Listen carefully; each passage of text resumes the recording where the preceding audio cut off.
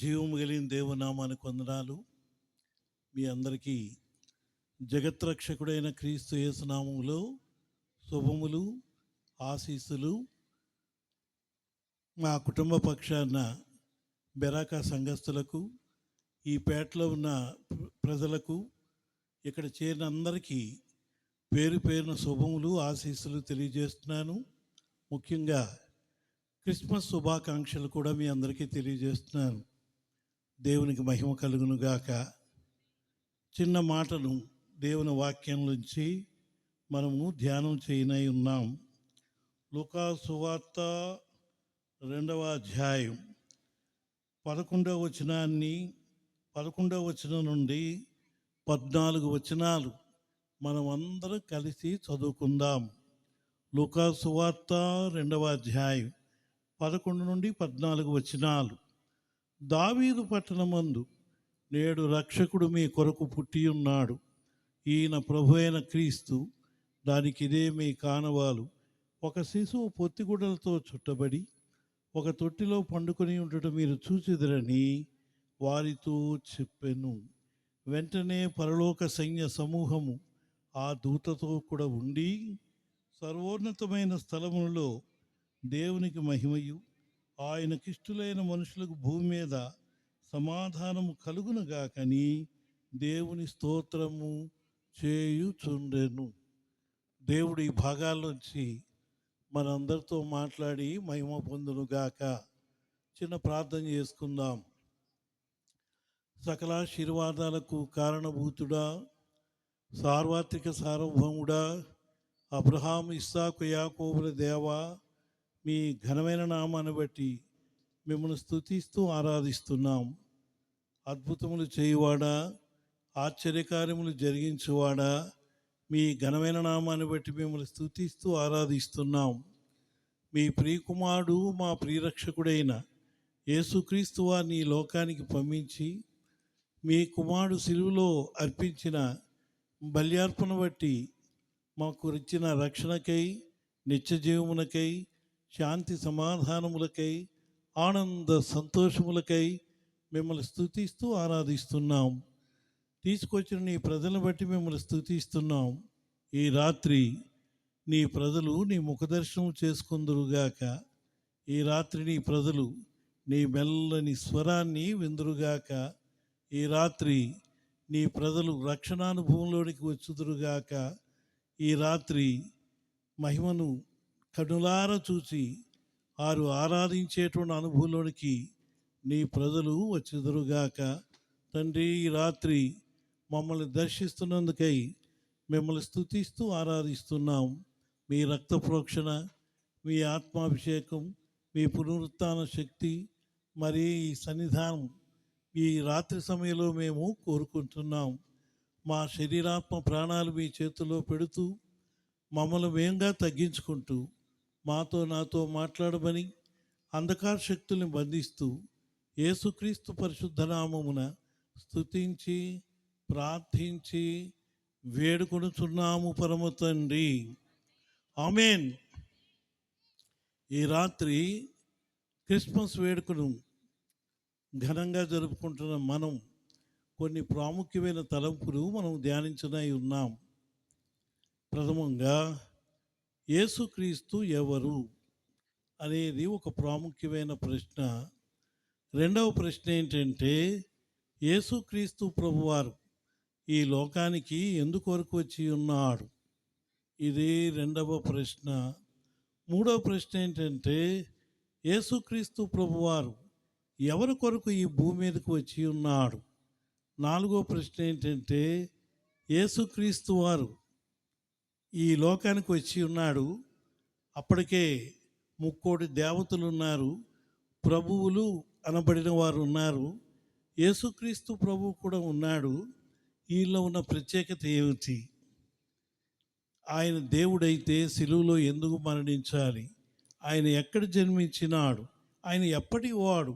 ఎన్నో ప్రశ్నలు క్రైస్తవులకు, క్రైస్తవేతరులకు, అన్యులకు, మరి చాలామంది నాస్తికులకు, చాలామందికి అంతు చెక్కని ప్రశ్నలు వేస్తూనే ఉన్నారు. గత కొన్ని సంవత్సరాలుగా ఎంతోమంది మతోన్మాదులు కూడా ఎన్నో ప్రశ్నలు వేస్తూనే ఉన్నారు.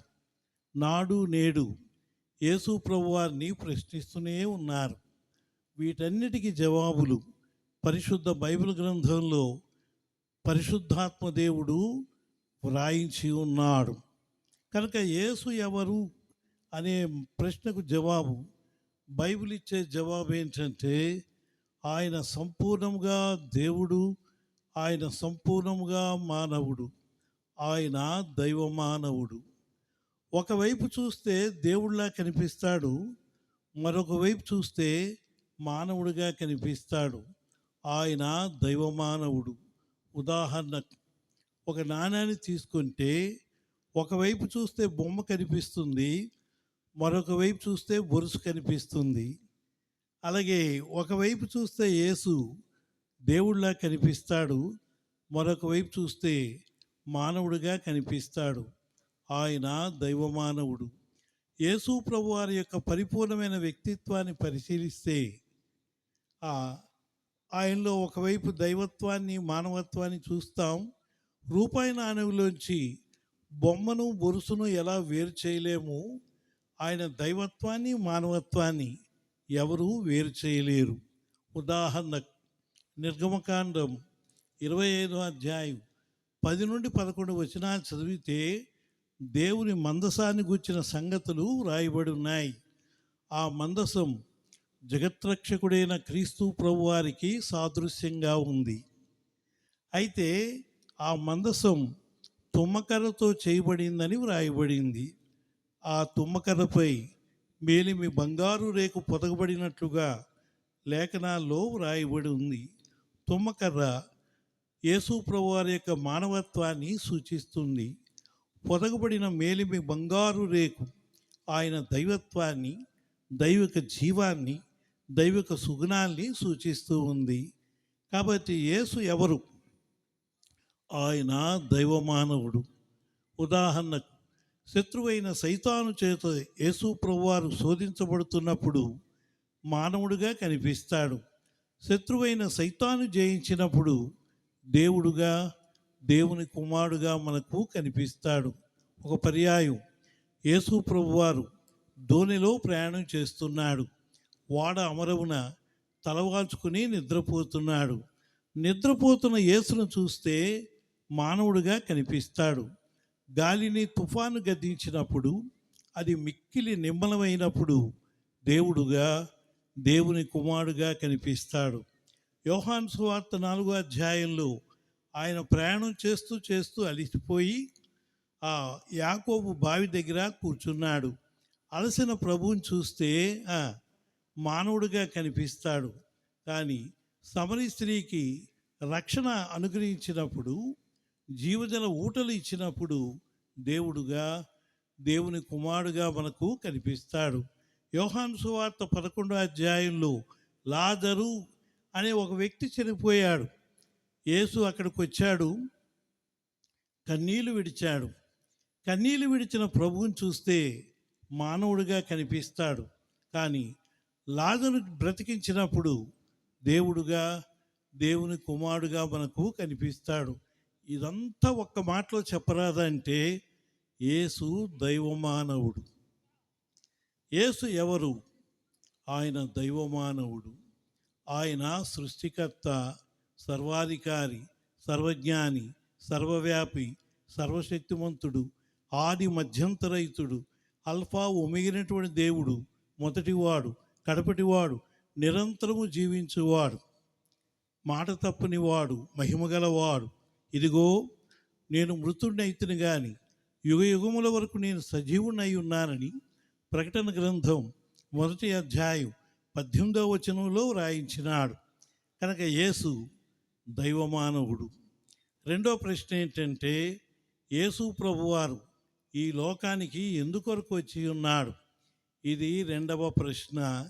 దానికి బైబిల్ ఇచ్చే జవాబు ఏంటంటే ఆయన ఈ భూమి మీద రావడానికి ఇంచుమించు 15 కారణాలు రాయబడి ఉన్నాయి.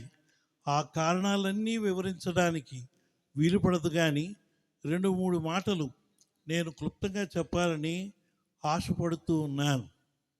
ఆయన ఈ భూమి మీదకి ఎందుకొరకు వచ్చాడంటే మతాన్ని స్థాపించడానికి రాలేదు, మత ప్రవక్తగా పిలువబడడానికి రాలేదు, మతాలు స్థాపించడానికి, మతబోధ చేయడానికి, ఆయన సూచక్రియలు మహత్కార్యాలు అద్భుతాలు సూచక్రియలు చేయడానికి ఆయన ఈ భూమి మీదకి రాలేదు. గాల్లోంచి కొన్ని వస్తువులు తీయడానికి రాలేదు. ఆయన ఎందుకు ఈ భూమి మీదకి వచ్చాడంటే మానవుణ్ణి దైవమానవుడిగా చేయడానికి దేవుడే మానవుడిగా అవతరించినాడు. అది దైవావతారం. దైవావతారము అనే మాటకు అర్థమే, అవతారము అనే మాటకు అర్థం ఏంటంటే ఇంగ్లీష్లో ఇన్కార్నేషన్ అని చెప్పబడింది, తెలుగులో అవతారము అని చెప్పబడింది. అవతారం అంటే అర్థం ఏంటంటే దేవుడు శరీరధారిగా భూమి మీద అవతరించేదాన్ని దైవావతారము అన్నారు. ఆయన పక్షుల రూపంలో కానీ, జంతువుల రూపంలో కానీ, ప్రాకే పురుగుల రూపంలో కానీ అవతరించలేదు, కానీ మానవుడిగా అవతరించినాడు. ప్రియులారా గమనించండి, అది ఒక తాబేలు అవతారం కానీ, చేప అవతారం కానీ, మరొక అవతారం కానీ, మరొక అవతారం కాదు, కానీ దైవ మానవ అవతారం ధరించాడు. మానవులందరితో మాట్లాడాలంటే, మానవులందరితో సహవాసం చేయాలంటే, మానవుని హృదయంలో తాను నివాసం చేయాలంటే, మానవుడితో ఉండాలంటే, మానవుడు తనతో ఉండాలంటే మానవుడిగా అవతరించాలి. కాబట్టి యేసు ప్రభువారు ఈ భూమి మీదకి రావడానికి ప్రధాన కారణం మానవుణ్ణి దైవమానవుడిగా చేయడానికి. రెండవ కారణం ఏంటంటే మానవులందరికీ నిత్య రక్షణ ఇవ్వడానికి ఆయన భూమి మీదకి వచ్చి ఉన్నాడు. రక్షణ అనే మాటకు అర్థం ఏంటంటే రక్షణ అంటే బాప్తిజం కాదు, రక్షణ అంటే మందిరంలోనికి రావటం కాదు, రక్షణ అంటే బైబిల్ చదవటం కాదు, రక్షణ అంటే పేరు మార్చుకోవడం కాదు. రక్షణ అనే మాటకు బైబిల్ చెప్పే నిర్వచనాలు 3 ఉన్నాయి.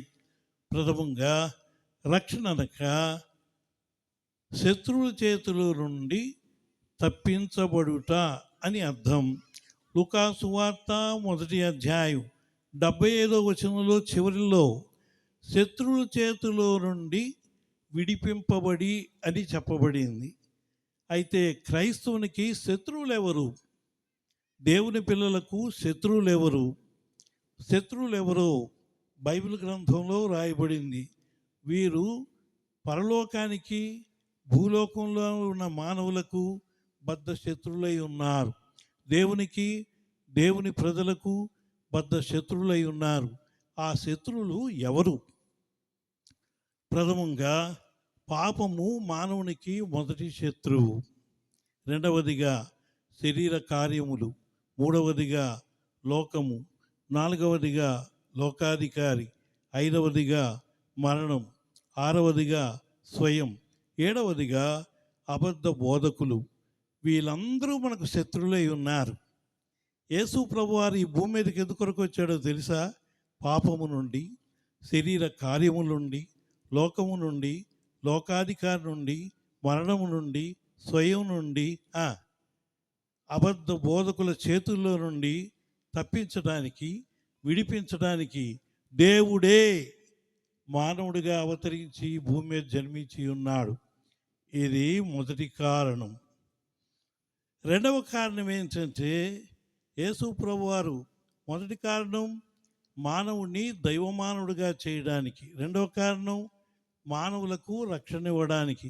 రక్షణ అనగా శత్రువుల చేతిలో నుండి విడిపించబడుట అని అర్థం. మూడో కారణం ఏంటంటే మొదటి కారణం నరకం నుండి తప్పించటం, రెండో కారణం ఏంటంటే నరకం అనగా నరక శిక్షను తప్పించుకొనుట అని అర్థం. పాపం చేసేవారందరికీ నరక శిక్ష ఉందని అన్యులు బోధిస్తారు, ఖురాను బోధిస్తుంది, బైబిల్ బోధిస్తుంది. అన్యులైతే పాపం చేసేవారికి యమగుండం ఉందని, యమలోకంలో బాధలు ఉంటాయని, అది నరకమని చెప్తారు. అయితే బైబిల్ చెప్పే సత్యం ఏంటంటే నరకంలో అగ్ని ఆరదు, పురుగు చావదు, యుగ యుగాలు మండుతున్న అగ్నిగుండంలో మనుషులు ఉంటారనే విషయాన్ని బైబిల్ మనకు తెలియజేస్తూ ఉంది. ప్రియులారా, గమనించండి, ఇట్టి నరక శిక్ష నుండి ఎవరు మనల్ని తప్పించగలరు? ఎవరు మనల్ని విడిపించగలరు? జగత్రక్షకుడైన క్రీస్తు తప్ప వేరెవ్వరు కూడా నరకాన్ని తప్పించలేరు. కనుక నరకం అంటే అర్థమేంటి చెప్పండి? దేవునికి మానవుని యొక్క ఆత్మకు పూర్తిగా వేరు చేయబడేటువంటి స్థలమే ఆరుని అగ్నిగుండం. ఈ అగ్నిగుండం గురించి ప్రకటన గ్రంథం 21వ అధ్యాయం 8వ వచనంలో రాయబడి ఉంది. కాబట్టి ఈ రాత్రి సమయంలో యేసు ఎందుకు వచ్చాడు? నరకం తప్పించడానికి వచ్చాడు. యేసు ఎందుకు వచ్చాడు? శత్రువుల చేతుల నుంచి విడిపించడానికి వచ్చాడు. రక్షణ అనే మాటకు మూడో అర్థం ఏంటో తెలుసా అండి? దేవుని ఉగ్రతను తప్పించుకొనుట. ఎవరైతే పాపం చేస్తారో, ఎవరైతే చెడు కార్యాలు చేస్తారో, ఎవరైతే దుర్మార్గాలు చేస్తారో వాళ్ళని ఏం చేస్తాడు ఆయన? వాళ్ళు ఎక్కడికి వెళ్తారు? ఆరుని అగ్నిగుండానికి వెళ్తారు. దేవుని ఉగ్రతకు పాత్రులై ఉంటారు. మనమందరం కూడా పాపం చేసి దేవుని ఉగ్రతకు పాత్రులమై ఉన్నాం. మనము మరణానికి పాత్రులమై ఉన్నాం. దేవుని ఉగ్రతకు పాత్రులమై ఉన్నాం. రోమాపత్రిక 5వ అధ్యాయం 5 నుండి 10 వచనాలు చదివితే, ఎట్టి స్థితిలో ఉన్న మనల్ని ఆ యేసు ప్రేమించినాడు. రోమా 5వ అధ్యాయం ప్రకారం మనము బలహీనులమై ఉంటివి, భక్తిహీనులమై ఉంటివి, పాపులమై ఉంటివి, శత్రులమై ఉంటివి, దేవుని ఉగ్రతకు పాత్రులమై ఉంటివి. రోమా 3వ అధ్యాయం ప్రకారం త్రోవ తప్పిన గొర్రెల వలె ఉంటివి. ఎఫెసీ 2వ అధ్యాయం ప్రకారం అపరాధముల చేతను పాపముల చేతను చచ్చిన వారమై ఉంటివి. అట్టి స్థితిలో ఉన్న మనల్ని ప్రేమించినాడు. కాబట్టి ప్రేమించి ఏం చేశాడు? మనల్ని రక్షించినాడు. మొదటి ప్రశ్న ఏంటి? యేసు ఎవరు? రెండవ ప్రశ్న, యేసు ఈ లోకానికి ఎందుకొరకు వచ్చి ఉన్నాడు? మూడవ ప్రశ్న ఏంటో తెలుసా అండి? ఆయన ఎవరి కొరకు వచ్చాడు? నేను ఒక హైందవ కుటుంబంలో పుట్టి పెరిగాను. నా సాక్ష్యాన్ని క్లుప్తంగా పంచుకుంటాను. మరి ఈ రాత్రి సమయంలో క్లుప్తంగానే చెప్పడానికి ప్రయత్నం చేస్తాను. ఎవరి కొరకు వచ్చాడు అని మనం ఆలోచన చేస్తే, నేను హైందవుడిగా ఉన్నప్పుడు ఆర్య వైశ్య కుటుంబంలో పుట్టి పెరిగాను. అంటే కోమట కులంలో పుట్టి పెరిగిన వ్యక్తిని నేను. అయితే బాల్యంలో నేనేమనుకునేవానంటే, దొరల కొరకు వచ్చి ఉంటాడు, నిమ్న జాతుల కొరకు వచ్చి ఉంటాడు, దళితుల కొరకు వచ్చి ఉంటాడు, లేకపోతే ఏదో బయట మతంలోంచి ఆయన వచ్చి ఉంటాడు. ఇది పాశ్చాత్య దేశానికి సంబంధించిన మతము, దొరల మతము, నిమ్న జాతులకు సంబంధించిన మతము, వాళ్ళకి సంబంధించిన దేవుడు అని తలంచాను.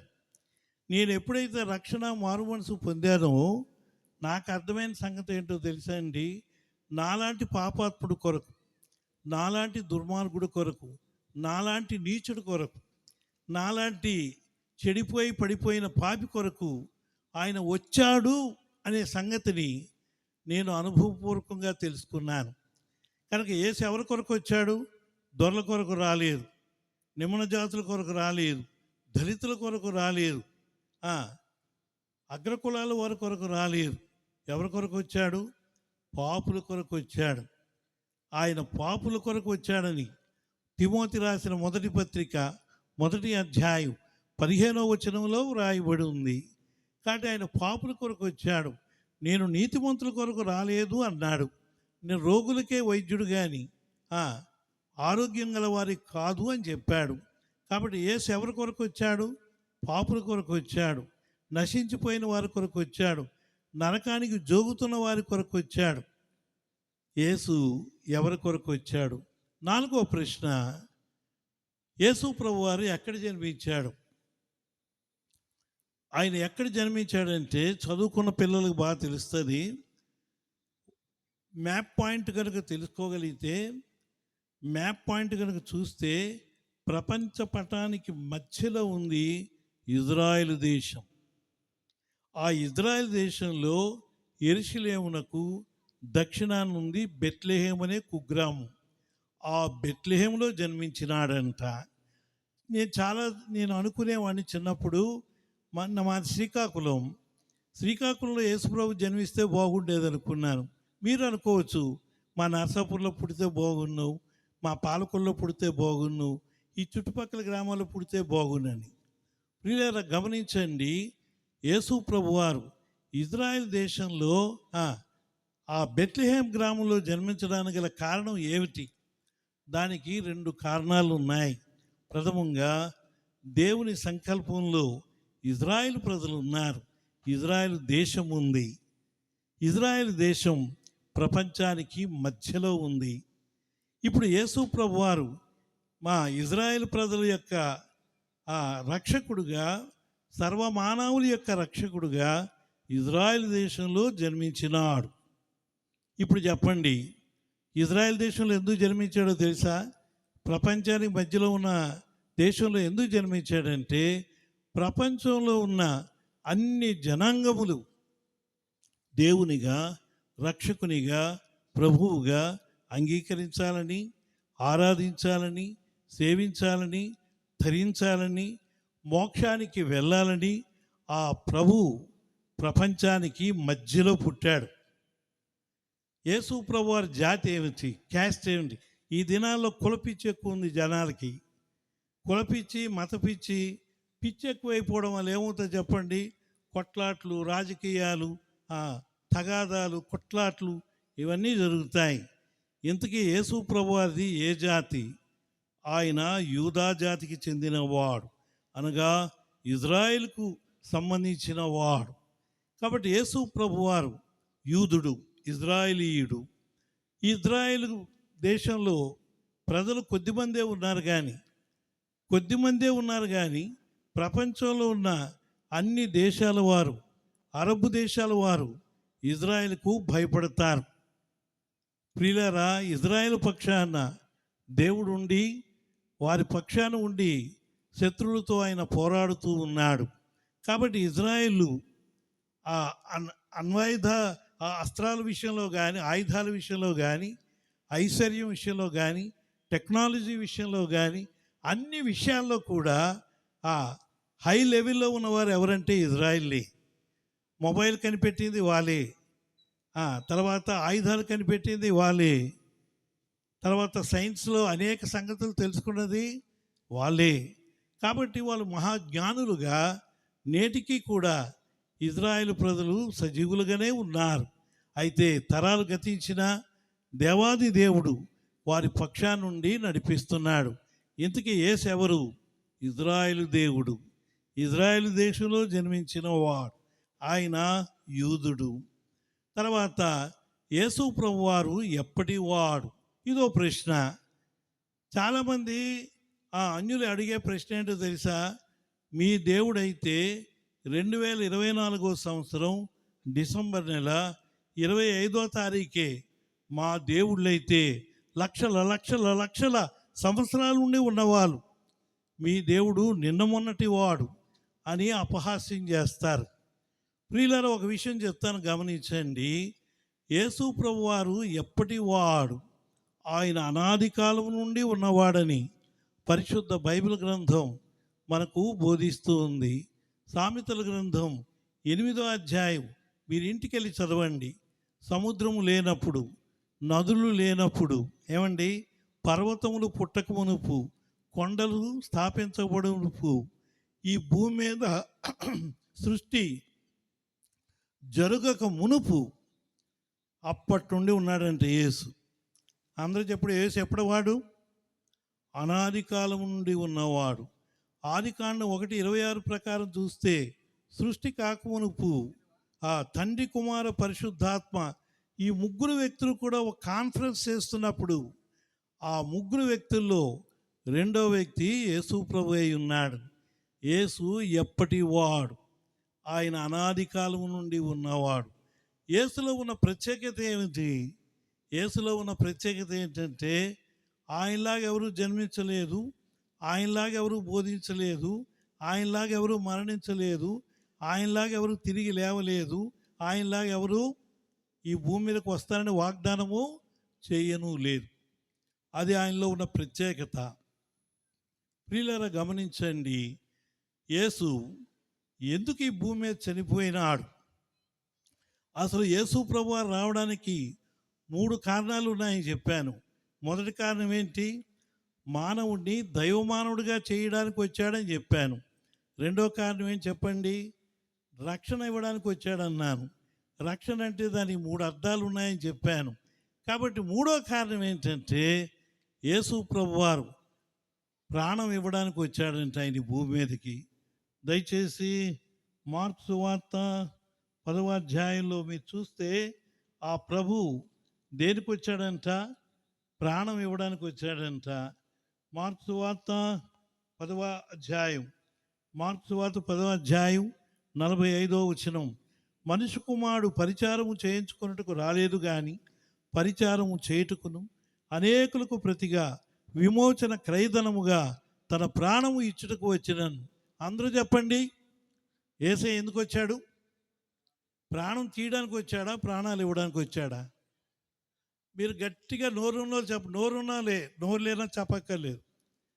ప్రాణం ఇవ్వడానికి వచ్చాడా? ప్రాణాలు తీయడానికి వచ్చాడా? ప్రాణాలు తీసేవాడు దేవుడా? ప్రాణం పెట్టేవాడు దేవుడా? డాక్టర్ గారిని దేవుడు అని ఎందుకంటాం? ప్రాణం పోయిన ప్రాణాన్ని తిరిగి రప్పిస్తాడు కనుక డాక్టర్ గారిని ఏమంటాం? ఆయన డాక్టర్ కాదండి, దేవుడు అండి బాబు, చచ్చిన నన్ను బతికించాడని బాబు అంటాం. అంటే అర్థం ఏంటి? బతికించేవాడు దేవుడా? చంపేవాడు దేవుడా? దుర్మార్గుల్ని చంపడానికి, దుష్టులను చంపడానికి, మూర్ఖులను చంపడానికి ఈ భూమి మీదకి ఆయన రాలేదు. దుష్ట శిక్షణ కొరకు రాలేదు కానీ దుష్ట రక్షణ కొరకు వచ్చాడని బైబిల్ మనకు బోధిస్తూ ఉంది. కాబట్టి యేసు ఎందుకొరకు వచ్చాడు? ఆయన ప్రాణం ఇవ్వడానికి వచ్చాడు.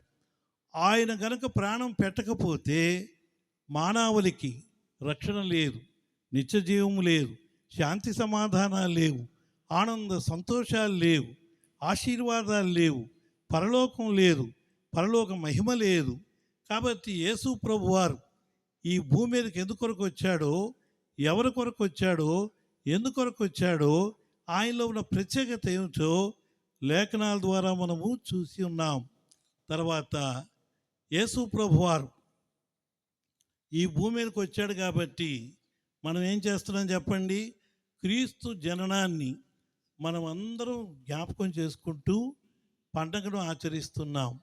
క్రిస్మస్ అనేది ప్రపంచ పండగ. అందరూ చెప్పండి, క్రిస్మస్ అంటే అర్థం ఏంటి? ప్రపంచ పండగ. అన్ని పండగలు కొన్ని ప్రాంతాలకి, కొంతమంది ప్రజలకు, కొన్ని తెగల వారికే ఆ పండగలు. తెలంగాణలో కూడా పండగలు జరుగుతాయి, బోనాల పండుగలు అంటే చాలా పండుగలు జరుగుతాయి మాకు. అలాగే ఆంధ్రాలో కూడా ఎన్నో పండుగలు జరుగుతాయి, అదైనా సీజనల్గా జరుగుతాయి. అయితే క్రిస్మస్ మాత్రం ప్రపంచ పండగ. అందరూ చెప్పండి, ఏ పండుగ ఇది? ప్రపంచ పండగ. కోటాన కోట్ల ప్రజలు క్రీస్తును ఆరాధించి, సేవించి, మహిమపరిచే పండగ ఏదైనా ఉంది అంటే అది క్రిస్మస్. క్రిస్మస్ అంటే అర్థం ఏంటి తెలిసిందండి? Christ mass. క్రిస్మస్ అంటే క్రీస్తును ఆరాధించుట అని అర్థం. ఇప్పుడు చెప్పండి, సంవత్సరానికి ఎన్ని వారాలు? 52 వారాలు. 52 వారాలు చర్చిలో మనకు ఆరాధన జరుగుతుందా జరగదా? అంటే 52 వారాలు మనం క్రిస్మస్ చేసుకుంటున్నామా లేదా? పండగ క్రైస్తవులకి డిసెంబర్ 25, నిజ విశ్వాసులకి, నిజ క్రైస్తవులకు, దేవుని పిల్లలకు ప్రతి ఆదివారం క్రిస్మస్సే, ప్రతిరోజు క్రిస్మస్సే, ప్రతి క్షణం కూడా క్రిస్మస్సే. కాబట్టి క్రిస్మస్ అంటే అర్థం ఏంటంటే క్రీస్తును ఆరాధించుట, క్రీస్తును సేవించుట అని అర్థం. ఈ క్రిస్మస్, ఈ యేసు ప్రభువారు పరలోకం నుండి భూలోకానికి దిగి వచ్చాడు. అయితే ఆయన పరలోకం నుండి భూలోకానికి దైవమానుడుగా అవతరించిన ప్రభు ద్వారా కలిగే ఆశీర్వాదాలు ఏమిటి? క్రిస్మస్ ఏం తీసుకొచ్చింది? క్రిస్మస్ ఏం తీసుకొచ్చిందో తెలుసా? ఆనంద సంతోషాలు తీసుకొచ్చింది. అందరూ చెప్పండి, ఏం తీసుకొచ్చింది? ఆనంద సంతోషాలు తీసుకొచ్చింది. అందుకే పరలోక సైన్య సమూహం, దేవదూతల సమూహం ఏమని ప్రకటించింది? లూకాసు సువార్త 2వ అధ్యాయంలో ఇదిగో ప్రజలందరికీ కలుగబోవు మహా సంతోషకరమైన సువర్తమానం అని చెప్పింది. ప్రజలందరికీ ఏంటట? ప్రజలందరికీ ఏంటి? సంతోషకరమైన సువర్తమానం. క్రైస్తవులకు సంతోషకరం అని చెప్పలేదు, ముస్లిమ్స్కి సంతోషకరం అని చెప్పలేదు, హైందవులకి సంతోషకరం అని చెప్పలేదు. క్రీస్తు జననం ప్రజలందరికీ సంతోషదాయకం, ఆనందదాయకం. అలాగే మత్తయి సువార్త 2వ అధ్యాయంలో ఆ నక్షత్రాన్ని చూసిన జ్ఞానులు అత్యానందభరితులైరి అని వ్రాయబడింది. అంటే క్రిస్మస్ ఏం తీసుకొచ్చింది? ఆనంద సంతోషాలు తీసుకొచ్చింది. ఆనంద సంతోషాలు అధికమైతే ఏమవుతాయి చెప్పండి? డ్యాన్స్లు ఎక్కువ అవుతాయి, కొంతమందికి మందు ఎక్కువ అవుతుంది. కానీ బైబిల్ చెప్పే సత్యం ఏంటంటే ఆనంద సంతోషాలు ఎక్కువైతే ఏమవుతాయి చెప్పండి? డ్యాన్స్ వేస్తాం, ఏమండి, గోల్ చేస్తాం, చప్పట్లు కొడతాం, ఎగిరి గంతులు వేస్తాం, ఈలలు వేస్తాం, ఏవేవో చేస్తాం. అంటే క్రిస్మస్ ఏం తీసుకొచ్చింది? ఆనంద సంతోషాలు తీసుకొచ్చింది. క్రిస్మస్ క్రీస్తును ఆరాధించే పండగ. క్రిస్మస్ ఆనంద సంతోషాలు ఆస్వాదించే పండగ. మూడవదిగా క్రిస్మస్ అంటే శాంతి సమాధానాలు పొందే పండగ. లూకాసు సువార్త 2వ అధ్యాయంలో ఏమన్నాడు? సర్వోన్నతమైన స్థలంలో దేవునికి మహిమయు, ఆయనకి ఇష్టలైన మనుషులకు భూమి మీద సమాధానము కలుగునుగాక అని వ్రాయబడింది. యేసు ప్రభువారు సమాధానకర్త అధిపతి. యెషయా 9:6 ప్రకారం ఆయన సమాధానకర్తకు అధిపతిని రాయబడి ఉంది. ప్రియులారా గమనించండి, యేసు ప్రభువారు ఈ భూమి మీదకి వచ్చాడు. ఏం తీసుకొచ్చాడు? శాంతి సమాధానాలు తీసుకొచ్చాడు. కాబట్టి శాంతి సమాధానాలు పంచిపెట్టే పండుగ ఏది అంటే క్రిస్మస్సే. క్రిస్మస్ నాడు చాలామంది కేకులు పంచిపెడుతుంటారు. ఏమండి, సర్వసాధారణంగా కేకులు పంచిపెట్టేటప్పుడు ఆంగ్యులు అంటారు అది ప్రసాదం అని. ప్రసాదం కాదు. యేసు ప్రభువారు మనకేం చేశాడు? ఒక మాదిరి చూపిస్తూ ఉన్నాడు. ఇంతకీ యేసు ప్రభువారు ఎక్కడ జన్మించినాడు? బెత్లెహేంలో జన్మించినాడు. బెత్లెహేంకు మరో పేరు ఉంది, దావీదు పట్టణం అని. దావీదు పట్టణం మందు అనగా బెత్లెహేమునందు జన్మించినాడు. బెత్లెహేము అనే మాటకు అర్థం ఏంటంటే రొట్టెల గృహము అని చెప్పబడింది. అంటే యేసు ప్రభువారు ఏం చేశాడు చెప్పండి? పరలోకము నుండి భూలోకానికి దిగి వచ్చిన జీవాహారం. I'm the bread of life అన్నాడు. యోహాను సువార్త 6వ అధ్యాయం 35వ వచనం ప్రకారం ఆయన జీవాహారమై ఉన్నాడు. యోహాను సువార్త 4వ అధ్యాయం 14వ వచనం ప్రకారం నేనిచ్చు నీళ్లు త్రాగువాడు ఎప్పుడును దప్పికొనడు, నేను వానికి ఇచ్చే నీళ్లు నిత్య జీవనకే వానిలో ఊరిడి నీటి బుగ్గ అన్నాడు. కాబట్టి యేసు ప్రభువారు జీవాహారమై ఉన్నాడు. ఆయన జీవజల బుగ్గై ఉన్నాడు. ఆ ప్రభు జీవాహారం ఆయనే, జీవజల బుగ్గ ఆయనే, వాటిని సరఫరా చేసేది ఆయనే. కాబట్టి యేసు ప్రభువారు పరలోకానికి నుండి భూలోకానికి దిగి వచ్చిన ఆ జీవాహారముగా, జీవపు రొట్టెగా లేఖనాల్లో మనకు కనిపిస్తాడు. ఆ కేకులు మనం తింటున్నప్పుడు, ఆ కేకులు మనం ఆస్వాదించినప్పుడు మన ఆత్మీయ ఆకలి దప్పులు తీర్చడానికి ఆ ప్రభువే జీవాహారముగా, జీవజల బుగ్గగా వచ్చాడనే సంగతిని మనము గ్రహించాలి. అంత మాత్రమే కాదు, మరి క్రిస్మస్ ఆరాధన, క్రీస్తుని ఆరాధనలో ప్రేమ, త్యాగం, సమర్పణ, క్రయం చెల్లించటం ఇవన్నీ ఇమిడి ఉన్నాయి. ఉదాహరణకు తూర్పు దేశపు జ్ఞానులు వారు బబులోను దేశం నుండి వచ్చారు. అంటే ఇరాన్ అనేటువంటి ప్రాంతం నుండి తూర్పు దేశపు జ్ఞానులు ఏం చేశారు? ఇంచుమించు 2 సంవత్సరాలుగా ప్రయాణం చేసి వారు యేసు ప్రభుని ఆరాధించడానికి వచ్చారు. ప్రక్కనే ఉన్న మందిరానికి మనం వెళ్ళలేం క్రీస్తుని ఆరాధించడానికి. జ్ఞానులైతే వారు సత్యమును ఎరిగిన వారు, సత్యమును ప్రకటించేవారు, సత్యము కొరకు ప్రయాసపడేవారు. అంత మాత్రమే కాదు, వారు ఏం చేశారు చెప్పండి? సంఖ్యాకాండంలో వ్రాయబడిన ఆ ప్రవచనం వారు గ్రహించారు. యాకోబులో నక్షత్రము ఉదయించును అనే వాగ్దానం వారు ఆ ప్రవచనాన్ని తెలుసుకొని ఆ నక్షత్రాన్ని ఆధారం చేసుకొని వారు ప్రయాణం చేస్తూ వచ్చారు. ఇప్పుడంటే ట్రైన్లు, విమానాలు, ఎన్నో సదుపాయాలు ఉన్నాయి. అప్పుడైతే ఏ సదుపాయాలు లేవు. ఎడారిలో ప్రయాణం చేయాలి, ఇసుక తిన్నుల మీద ప్రయాణం చేయాలి, ఒంటెల మీద ప్రయాణం చేయాలి. ఇంచుమించు ఎన్నో కష్టాలు, బాధలు, శ్రమలు, అవస్థలు పడి ఎట్టకేలకు వాళ్ళు ఏం చేశారు చెప్పండి? బెత్లెహేం వరకు ప్రయాణం చేశారు. నజరేతు అనేటువంటి ప్రాంతంలో యేసు ప్రభువు వారు మరి అక్కడ పెరిగాడు ఆయన. అయితే గొల్లలు బెత్లెహేంలో పశువుల సాలలో ఉన్న ప్రభుని ఆరాధించారు. గొల్లలు విద్యా విహీనులు, జ్ఞానులు జ్ఞానము గలవారు. జ్ఞానులకు జ్ఞానహీనులకు ఆయనే దేవుడుగా ఉన్నాడు. గొల్లలైతే ఆ గొల్లలకు సందేశం ఎవరిచ్చారు? పరలోక సైన్య సమూహం వచ్చి వాళ్ళకి సందేశం ఇచ్చినప్పుడు ఆ సందేశాన్ని విన్నారు. కన్నవాటిని విన్నవాటిని గూర్చి మాట్లాడుతూ దేవుని స్తుతిస్తూ ఆరాధిస్తూ వాళ్ళు ఏం చేశారు చెప్పండి? బాలయేసును దర్శించారు. చాలామంది దినాల్లో తిక్క ప్రశ్నలు వేస్తారు. క్రిస్మస్ పాటించవచ్చా, క్రిస్మస్ చేయొచ్చా, చేయకూడదు, అలాగా ఇలాగ అంటారు. బైబిల్ గ్రంథాన్ని జాగ్రత్తగా చదివితే ఎవరెవరు క్రిస్మస్ చేశారో తెలుసా? మొట్టమొదటి వ్యక్తి ఎవరంటే కన్య అయిన మరియ. ఆమె క్రీస్తును ఆరాధించింది. తర్వాత ఎవరు ఆరాధించారు? సుమియోను ఆరాధించాడు. అన్న అనే ప్రవక్తను ఆరాధించింది. గొల్లలు ఆరాధించారు, జ్ఞానులు ఆరాధించారు, పరలోక సైన్య సమూహము ఆయన ఆరాధించారు. కాబట్టి వీళ్ళందరూ క్రిస్మస్ను పాటించారు, ఆచరించినారు. కాబట్టి క్రిస్మస్ అంటే క్రీస్తును ఆరాధించడమే, క్రీస్తును మహింపరచడమే. క్రిస్మస్ అంటే దేవుని మహింపరిచే పండగ. క్రిస్మస్ అంటే చిన్నపిల్లల పండగ. అందరూ చెప్పండి, క్రిస్మస్ ఎవరి పండగ? చిన్నపిల్లల పండగ. చిన్నపిల్లల్ని నా ఎద్దుకు రానియండి అన్నాడు. వాళ్ళు ఆటంకపరచొద్దు అన్నాడు.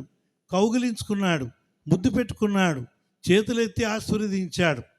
కాబట్టి ఇది పిల్లల పండగ, ఇది నిరుపేదల పండగ. ప్రపంచంలో ఉన్న అన్ని మతాల వారికి, అన్ని కులాల వారికి, అన్ని తెగల వారికి ఆనంద సంతోషాలు పంచిపెట్టే పండగ, రక్షణ కలుగజేసే పండగ, నిత్య జీవం కలుగజేసే పండగ, శాంతి సమాధానాలు అందజేసే పండగ. ఇట్టి పండగను మనం పాటించడం ఎంత మంచిది. కొన్ని పండగలు ఉన్నాయి, అవి దండగే.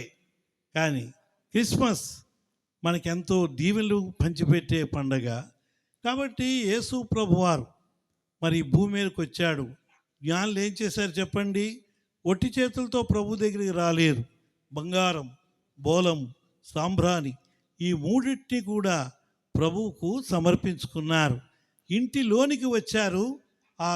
వారు జ్ఞానులు ఏం చేశారు? మరియను ఆరాధించలేదు, యోసేపును ఆరాధించలేదు, బాలుడైన యేసును పూజించారు, ఆరాధించారు. ఆ ఇంట్లో ఏం జరిగింది? ఆరాధన జరిగింది. మన ఇంట్లో ఏం జరుగుతుంది? మన ఇంట్లో ఆరాధన జరుగుతుందా? మన ఇంట్లో ప్రార్థన జరుగుతుందా? కొట్లాట్లు, గొడవలు, గందరగోళం, ఒకరినొకరు దూషించుకోవడం, ఒకరినొకరు మాటకు మాట జవాబు చెప్పుకోవటం, శాంతి లేని, సమాధానము లేని, ఆనందము లేని, సంతోషము లేని, నిరీక్షణ లేని, శుభప్రదమైనటువంటి నిరీక్షణ లేని కుటుంబాలుగా మనం ఉన్నాయా? ఆ కుటుంబంలో ఏముంది? ఆరాధన ఉంది. తూర్పు దేశపు జ్ఞానులు ఏం చేశారు? బంగారాన్ని సమర్పించినారు. బంగారము యేసు దైవత్వాన్ని, దైవిక జీవాన్ని, దైవిక సుగుణాల్ని సూచిస్తుంది. సాంబ్రాణి అది పరిమళ వాసనలు వెదజల్లించేది. అంత మాత్రమే కాదు, ఆయన మన ప్రధాన యాజకుడు అనే విషయాన్ని తెలియజేసేది. బోలము శ్రమల్ని సూచిస్తుంది. సర్వమానవుల యొక్క రక్షణార్థమై, సర్వమానవుల యొక్క విమోచనార్థమై, సర్వమానవుల యొక్క దీవెన నిమిత్తమై, సర్వమానవుల యొక్క ఆశీర్వాదాల నిమిత్తమై ఆ ప్రభు ఈ భూమి మీదకు రావటం ఎంత ఆనందం, ఎంత సంతోషం. ప్రియులారా, క్రిస్మస్ బైబిల్లో ఉన్న వారందరూ ఆరాధించారు. పరలోక సైన్య సమూహం కూడా క్రిస్మస్ జరుపుకున్నారు. ప్రియులారా, గమనించండి, యేసు ప్రభు వారు భూమి మీదకి శరీరధారిగా ఈ భూమి మీద అవతరిస్తే పరలోకంలో ఉన్న సైన్య సమూహం కోటాను కోట్ల దేవదూతలు అందరూ వచ్చి ఎక్కడ దిగొచ్చారు చెప్పండి? భూమి మీదకి దిగొచ్చారు. ఓ ప్రశ్న, ఆయన భూమి మీదకి వస్తే పరలోక సైన్య సమూహం ఎందుకు వచ్చింది? మీకు ఒక మాట చెప్తాను, గుర్తుపెట్టుకోండి. ఈ క్రిస్మస్కి సీఎం గారు వచ్చారనుకోండి, ఏమండి, మన ఆంధ్రప్రదేశ్ సీఎం గారు వచ్చారనుకోండి, ఆంధ్ర అంతా ఎక్కడ ఉంటుంది? మన పేటలోనే ఉంటుంది. అదే తెలంగాణ మంత్రి గారిని పిలిచామనుకోండి, తెలంగాణ అంతా ఎక్కడ ఉంటుంది? ఇక్కడే ఉంటుంది. మన ప్రధానమంత్రి మోడీ గారిని పిలిచామనుకోండి, ఇండియా ఎక్కడ ఉంటుంది? ఇక్కడే ఉంటుంది. ఇజ్రాయెల్ ప్రెసిడెంట్ని పిలిచామనుకోండి, ఇజ్రాయెల్ దేశం ఎక్కడ ఉంటుంది? మన పేటలో ఉంటుంది. అమెరికా ప్రెసిడెంట్ని పిలిచామనుకోండి, అమెరికా అంతా ఎక్కడ ఉంటుంది చెప్పండి? మన దగ్గర ఉంటుంది. యేసయ్య మన దగ్గరికి వస్తే పరలోక సైన్య సమూహం మనతో ఉంటుంది, మనలో ఉంటుంది, మన మధ్యలో ఉంటుంది. ఎంత ఆశ్చర్యం, ఎంత అద్భుతమైన విషయం. కాబట్టి యేసు రాకపోతే నిత్య రక్షణ లేదు, నిత్య జీవం లేదు, శాంతి సమాధానాలు లేవు, ఆనంద సంతోషాలు లేవు, శుభప్రదమైన నిరీక్షణ లేదు, పరలోకం లేదు. పాపులకు పరలోకంలో ప్రవేశం లేదు. పాపుల్ని ఏం చేశాడు ఆయన? తన ప్రశస్త రక్తంతో కడిగి పరిశుద్ధులుగా చేశాడు. అనీతిమంతుల్ని నీతిమంతులుగా చేశాడు. ఆ ప్రభు తాను ఉండే స్థలంలో మనం ఉండాలని, ఆయనతో ఉండాలని, ఆయన మనతో ఉండాలని, మనం ఆయనతో ఉండాలని, సదాకాలం ఆయనతో ఉండాలని ఆ ప్రభు కోరుతూ ఉన్నాడు. 1 తెస్సలోనికి రాసిన పత్రిక 4వ అధ్యాయంలో, ఇదిగో సదాకాలము నేను మీతో ఉంటాను, మీరు మాతో ఉండండి అని చెప్తున్నాడు ప్రభు. ఇదిగో యుగ సమాప్తి పర్యంతము నేను మీతో ఉంటానని మత్తయి సువార్త 28వ అధ్యాయంలో రాయించాడు. మనం ఎంతకాలం ఉంటామంటే యేసు ప్రభుతో సదాకాలము ఉందాం. అందరూ చెప్పండి, ఎంతకాలం? సదాకాలం ఉంటామంట. ఇటువంటి ప్రభు దొరకటం ఎంత ధన్యత, ఎంత ఆధిక్యత. కాబట్టి యేసు ప్రభు వారి యొక్క జననం కాకతాళీయంగా జరగలేదు. ఆయన జననం, మరణం, భూస్థాపనం, పునరుత్థానం, ఆగమనం, ఆరోహణం అన్నీ కూడా ప్రవచనాల యొక్క నెరవేర్పై ఉంది. కాబట్టి యేసు జన్మం ప్రవచనానుసారమైంది, క్రీస్తు జన్మం వేదాంతసారమైంది, క్రీస్తు జననం చారిత్రాత్మకమైంది. నేటికి కూడా బెత్లెహేం ఉంది, యెరూషలేము ఉంది, యేసు ప్రభు వారు సంచరించిన స్థలాలు ఉన్నాయి, ఆయన మరణించిన స్థలం ఉంది, ఆయన సమాధి చేయబడిన స్థలం ఉంది, ఆయన తిరిగి లేచిన స్థలం ఉంది. కాబట్టి యేసులాగా ఎవరు జన్మించలేదు, యేసులాగా ఎవరు జీవించలేదు, యేసులాగా ఎవరు బోధించలేదు, యేసులాగా వస్తానని ఎవరు అభయ వాగ్దానం చేయలేదు. ఇది యేసులో ఉన్న ప్రత్యేకత, విశిష్టత. నేనెందుకు క్రైస్తవుని అయితిని, ఆ మాట చెప్పి నేను ముగిస్తాను.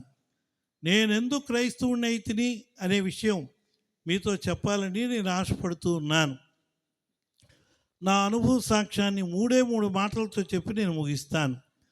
యేసు దగ్గరికి రాకముందు నా జీవితం. నెంబర్ 2, యేసు ప్రభు వారి దగ్గరికి వచ్చిన తర్వాత మార్పు చెందిన నా జీవితం. 3వదిగా ప్రస్తుతానికి నా జీవితం. 3 మాటలు చెప్పి నేను ముగిస్తాను. యేసు ప్రభు వారి దగ్గరికి రాకముందు నా జీవితం. మాది స్వగ్రామం శ్రీకాకుళం.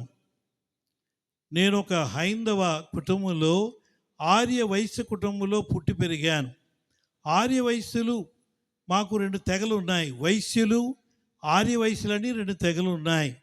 అంటే శాకాహారులు, మాంసాహారులని 2 శాఖలు ఉన్నాయి. నేను ఆర్య వైశ్య కుటుంబానికి చెందిన వ్యక్తిని. మేము ముగ్గురు అన్నదమ్ములు, ఒకే ఒక చెల్లెలు, నేను రెండో వ్యక్తిని.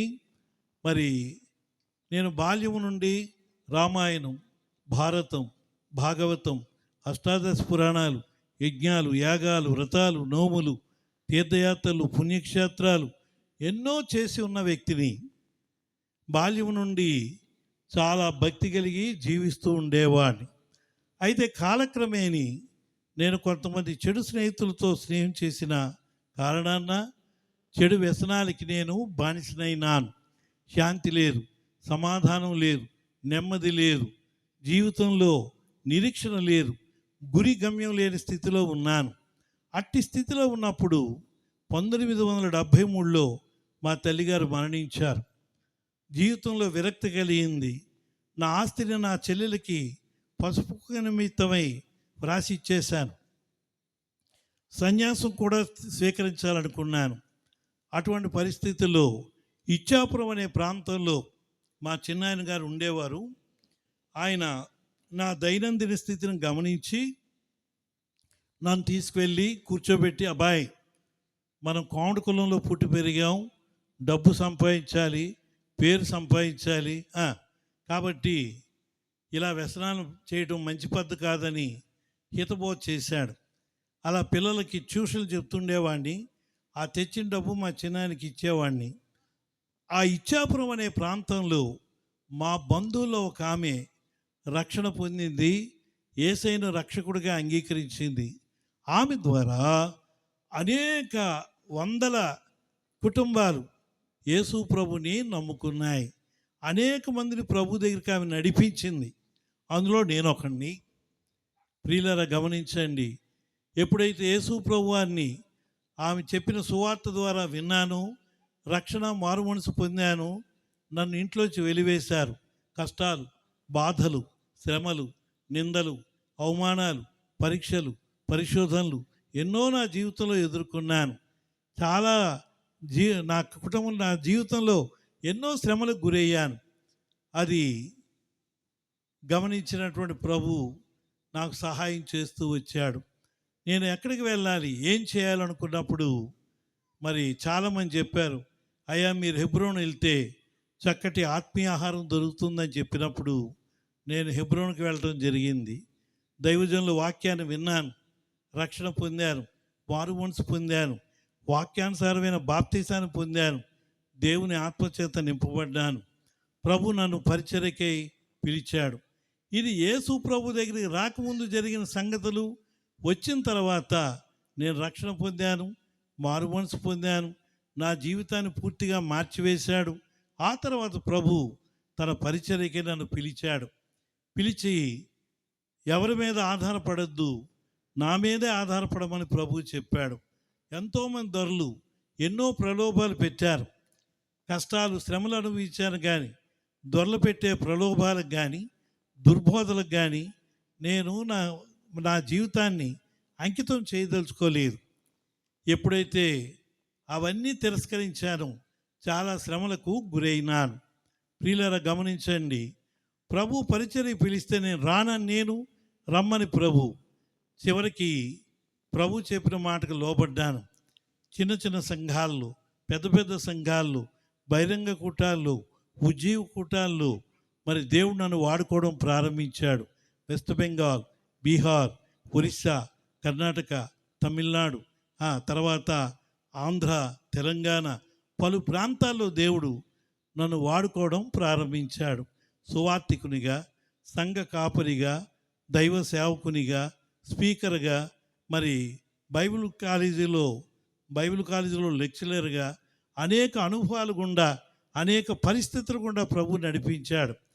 మరి దేవుడు ఆ రీతిగా దేవుడు నన్ను నడిపిస్తూ వచ్చాడు.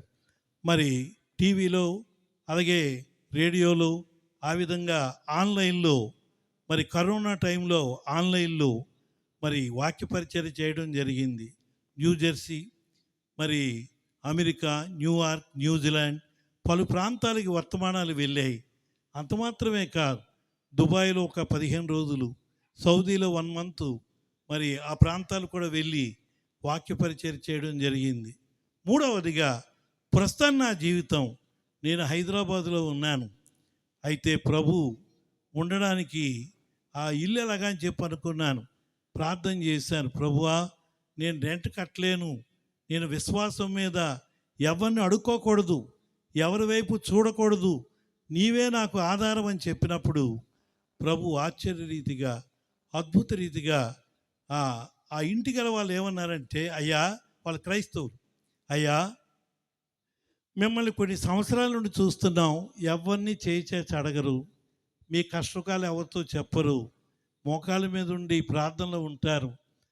అయ్యా కరెంటు బిల్లు మీరు కట్టుకోండి, మోటార్ బిల్లు మీరు కట్టుకోండి, ఒక్క రూపాయి కూడా రెంట్ ఇవ్వద్దని చెప్పి డబుల్ బెడ్రూమ్ వాళ్ళు నాకు ఉండడానికి ఆహ్వానించారు. 3 సంవత్సరాలుగా ఇంటి అద్దె కట్టుకోకుండా దేవుడు నాకు సహాయం చేస్తూ వచ్చాడు.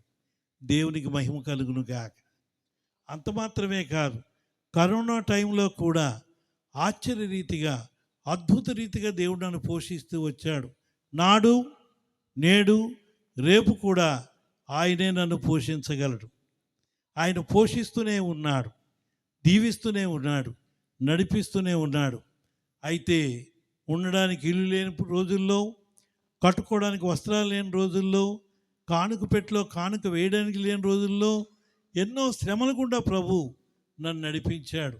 ఈ దినాన ఉండడానికి తిండి, ఉండడానికి ఇల్లు, తినడానికి తిండి, కట్టుకోవడానికి వస్త్రాలు, దేవుడు అన్నీ సమృద్ధిగా దయచేసి ప్రభు నన్ను నడిపిస్తున్నాడు. మరి జోసఫ్ గారు, తిమోతి గారు అన్నగారు మరి మండపేట అనే ప్రాంతంలో నేను పాటి మీద ఒక సంఘంలో సంఘ కాపరిగా ఉంటున్న దినాల్లో వారు నాకు పరిచయం అయ్యారు. వారి పరిచయం ద్వారా వాళ్ళ తల్లిదండ్రులు, వాళ్ళ రక్త సంబంధులందరూ పరిచయం అయ్యారు. నరసాపురం హెబ్రోన్లో వాక్య పరిచర్య చేశాను. చాలా సంవత్సరాల తర్వాత జోసఫ్ గారు చనిపోయారన్న వార్త విన్నాను. చాలా బాధ కలిగింది. ఆ తర్వాత మరి తిమోతి గారు ప్రార్థన చేసినప్పుడు నేను జ్ఞాపకానికి రావటం, ప్రభు నన్ను చూపించడం జరిగింది. ఆ రీతిగా బ్రదర్ మీరు వస్తారా అని అడిగినప్పుడు నేను ప్రార్థన చేశాను, ప్రభువా నన్ను ఎక్కడికి వెళ్ళమంటారు, ఏం చేయమంటారు అని అడిగినప్పుడు నరసాపురం వెళ్ళమని ప్రభు చెప్పినప్పుడు, ప్రభు చెప్పిన ప్రకారంగా నాకెంతోమంది ఆహ్వానం పలికారు, రమ్మన్నారు. కానీ మొట్టమొదటిసారిగా తిమోతి గారు ఎప్పుడైతే ఫోన్ చేశారో ఆ ఫోన్ ప్రకారంగా దేవుని చిత్త ప్రకారంగా నేను మీ మధ్యకి రావడం జరిగింది. నేను ఒక దైవజనుడి యొక్క కుమార్తెను వివాహం చేసుకున్నాను. ఆయన 50 సంవత్సరాలు దేవుని సేవలో ఉండి దేవుని మహిమలోకి వెళ్ళారు. మరి నా భార్య ప్రభునందు భయభక్తులు కలిగి ముందుకు జీవిస్తూ ఉన్నటువంటి వ్యక్తిని దేవుడు నాకు ఇచ్చాడు. మరి ఆ విధంగా మరి హైదరాబాదు ప్రాంతంలో పరిచర్య చేస్తూ సువార్తను ప్రకటిస్తూ అనేక ప్రాంతాల్లో వాక్యాన్ని వెదజల్లుతూ వచ్చాను. ఆ ప్రభు నా హృదయంలో జన్మించాడు, నాకు ఆనంద సంతోషాలు ఇచ్చాడు, శాంతి సమాధానాలు ఇచ్చాడు, శుభప్రదమైన నిరీక్షణ ఇచ్చాడు. చనిపోతే ఆయనతో సదాకాలం ఉంటానన్న నిరీక్షణ విశ్వాసాన్ని ఆ ప్రభు నాకు ఇచ్చాడు. ఇట్టి విశ్వాసం, ఇట్టి నిరీక్షణ, ఇట్టి ఆశీర్వాదాలు మీ అందరికీ ప్రభు అనుగ్రహించునుగాక. దేవుడి మాటలు దీవించునుగాక. ఆమేన్, ఆమేన్, ఆమేన్.